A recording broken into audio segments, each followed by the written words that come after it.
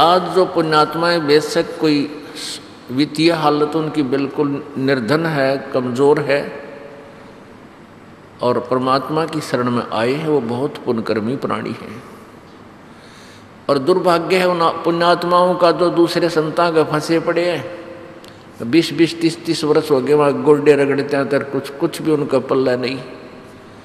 दुख न्यों के न्यों, सारी बुराई घर कर रही है, कोई परिवर्तन नहीं समाज के अंदर। तो वो अच्छी आत्मा होते हुए भी दुर्भाग्य है उनका जो ऐसे नकलियों के पास फंसे पड़े हैं।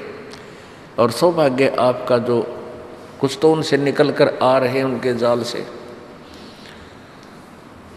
और कुछ पुण्यात्मा सीधे ही परमेश्वर के चरणों में आ रही है।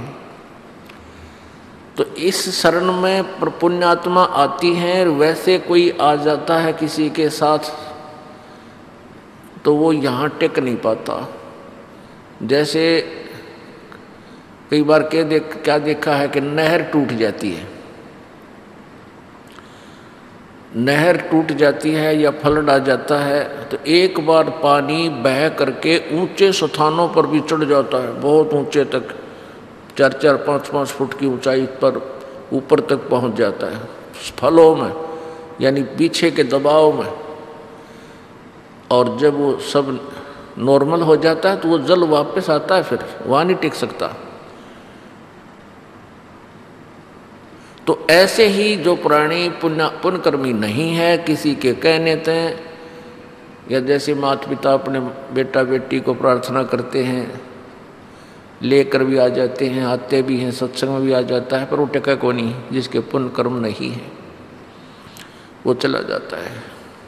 इसके लिए परमात्मा कहते हैं कि राम कहे राजी नहीं,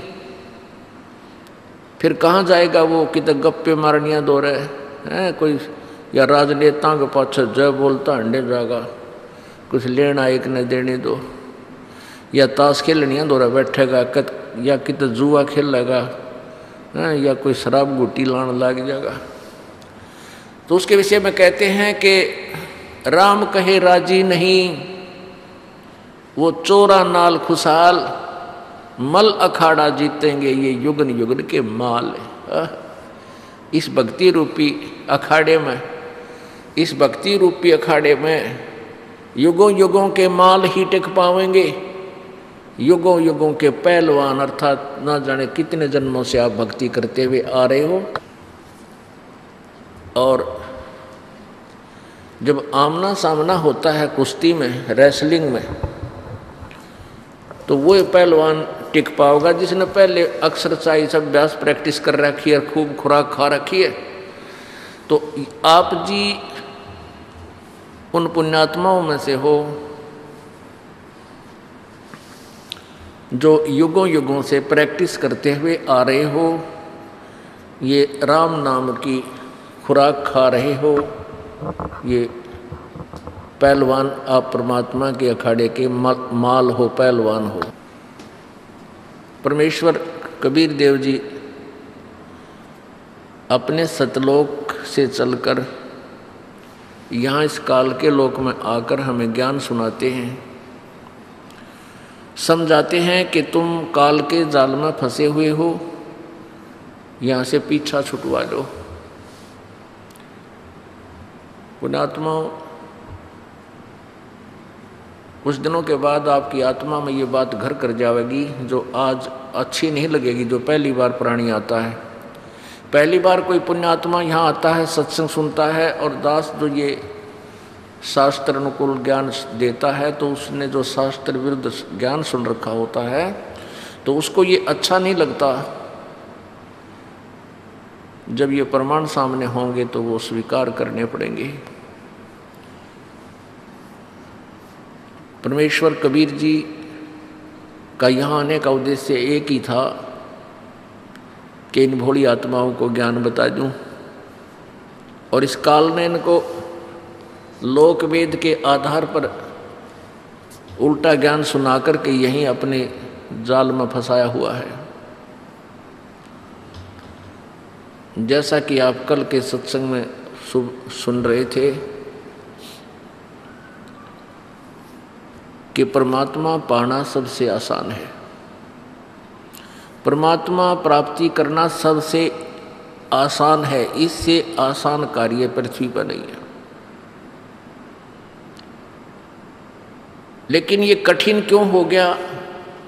कठिन कर दिया इन काल के दूतों ने।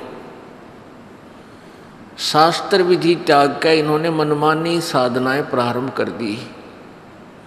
उसी भ्रम को निवारण करने के लिए परमेश्वर ने, कबीर जी ने यहाँ आना पड़ा। सतपुरुष ने, परम अक्षर ब्रह्म ने एक गरीब से गरीब व्यक्ति की भूमिका की।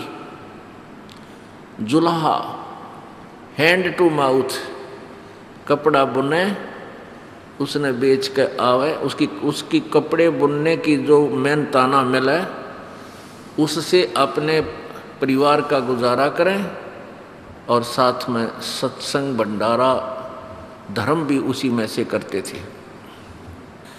और काम करके अपने हाथों से कार्य करते हुए अपना निर्वाह किया।